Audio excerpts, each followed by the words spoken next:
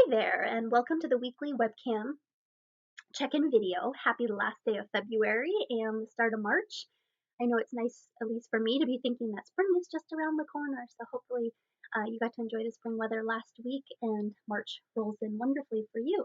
I apologize, I'm a little bit congested and dealing with the cold. I'm sure many of you have been dealing with as well, so my apologies for sounding a little bit congested. Just again, like you're used to, these web check-in videos, I like to start with logistical updates and then move into discussing some of the findings and themes from the discussion forums, and then end with an overview of the upcoming lesson. Just a few reminders, our logistics.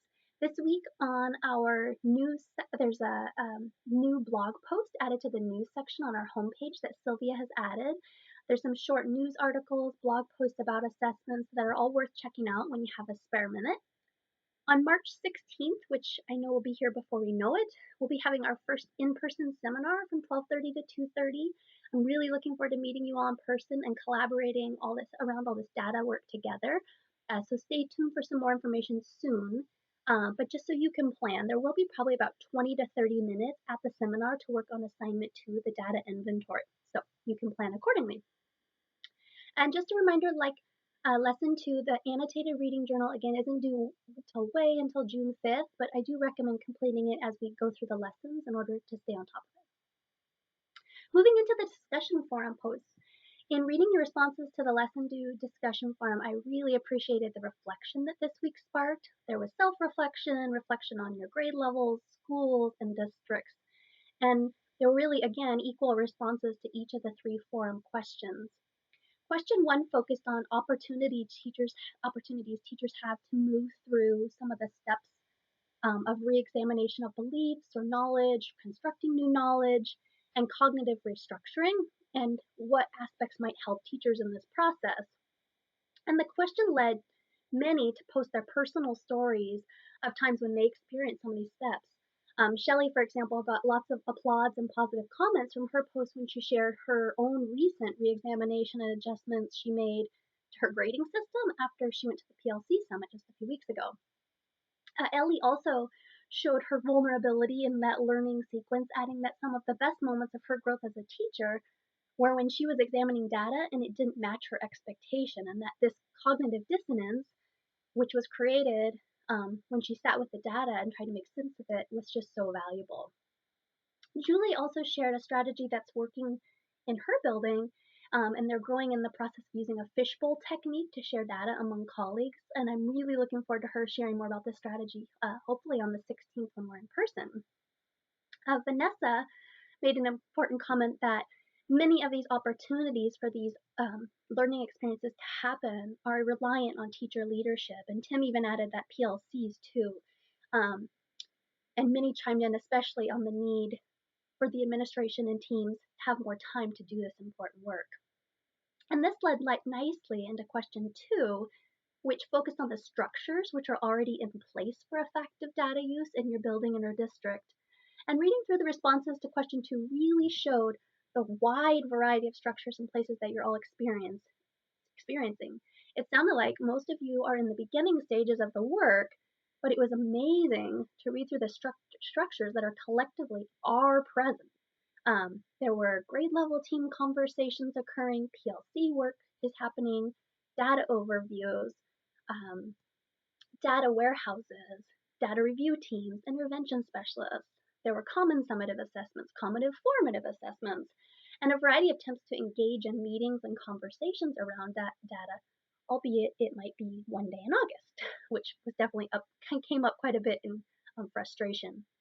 But while there were all these structures that were highlighted, there were still many questions that were raised into whether these structures are actually leading to effective data use, as Steve nicely noted.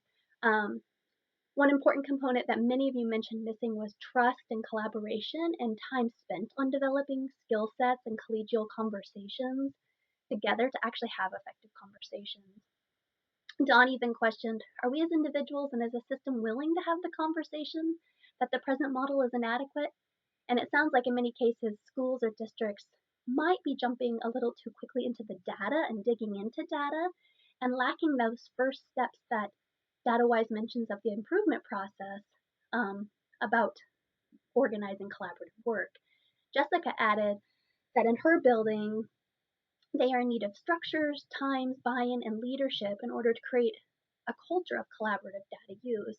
And many appreciated Amy's comment where she noted, and I'll say it verbatim of what she wrote. Sometimes when I read these books and articles, I have to remind myself to not become discouraged. We will get there. I have to remind myself that rather than looking at the current situation as a deficit, it is best examined in light of the rich sense of possibility that it contains. And I think that's a good reminder for us all as we continue to engage in this challenging work around developing structures. And finally, in question 3, the goal was to offer thoughts or questions of how any of this content in lesson 2 connected with your work. Glenn noted that the Hashway article and conditions were changed on page 426, which really captured the main conditions, made him consider what he called personal obstacles when it comes to students not mastering the objective on the first try. And Andrea asked an important question for all our work as teacher leaders, and she wondered about the inherent assumptions and things that we've learned as teacher leaders that might be interfering with our true change for teachers and colleagues we work alongside. And she even, which I really appreciated, questioned her own learning and professional development, adding that the concepts from the article made her think if she'd mentally sidestepped because it didn't fit with understanding during professional development learning, adding, I wonder if I might have missed something along the way because somehow I didn't realize I had a barrier. It's a powerful reflection that I think we might all be a little bit guilty of at times, so thanks, Andrea, for pointing that out. David highlighted the notion of cognitive dissonance, particularly with the quote from the article, 2 types of conflict must be resolved. The dissonance between prior ideas on one hand and reality and new ideas on the other hand must be worked out, which prompted many conversations about the work in PLCs to resolve this dissonance. We'll continue to reference this Hashway article in future lessons as the conditions that surface from it provide a foundation to ground our work in knowing how to better achieve accommodative learning or significant change in knowledge, beliefs, and practices among ourselves and colleagues in order to facilitate and implement this work with data. In terms of the next lesson, moving forward to lesson 3, the slideshow presentation is on Canvas under lesson 3. This lesson presentation is a bit dense, I'll forewarn you, so I recommend breaking it up over a few work sessions. The presentation is about 23 minutes, but there's also a TED Talk that's about 18 minutes long. So I would plan on about 50 minutes for the presentations, plus some time for reflection. Also note that there are some slides that are optional, so totally it's your choice if you'd like to extend your learning on those slides. As I mentioned, lesson 3 focused on building assessment literacy. And this lesson is a full one. For starters, we'll explore assessment literacy terms and concepts, including characteristics of quality educational assessments. We'll focus on the question of why should we worry whether teachers and our colleagues are data literate, and does it make sense to spend time on this form of literacy? While we'll also be introducing basic measurement concepts that are essential for making interpretations of the data that we're collecting. And then we move forward at the end to uncover a data review process, referred to in DataWise as creating a data overview. This will nicely, or creating a data overview that can support data use for student learning. And finally, lesson 3 will analyze graphic displays and look at guidelines to create digestible and engaging displays that promote discussion and inquiry. Based on your discussion 2 post, it sounds like some of you have already started some of these types of overviews in your grade levels or buildings, so hopefully some of this learning might validate your hard work that's already occurred. In order to look at these 2 main topics, we have 2 assigned readings in the DataWise text, chapters 2 and 3. Last lesson, lesson 2, we started on step 1 of the prepare component of the improvement process, which was around organizing for collaborative work. And this lesson will move along the improvement process to step 2, which is building assessment literacy, which is still in the prepare section. And then chapter 3 is about creating a data overview, which progresses us into the inquire section of the improvement process. These chapters also, like the videos and like the video, is a little bit dense and meaty. So as they cover quite a lot about assessment terminology and look at detailed charts and graphics, Again, you might break this work into sections or skim and then reread some of it later.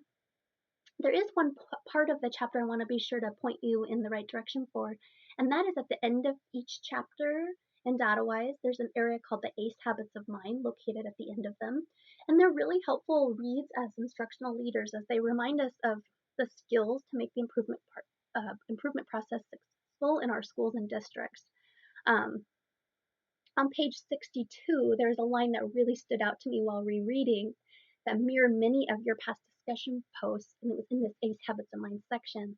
And I found it particularly powerful. And it says, don't take action on the basis of a single measure.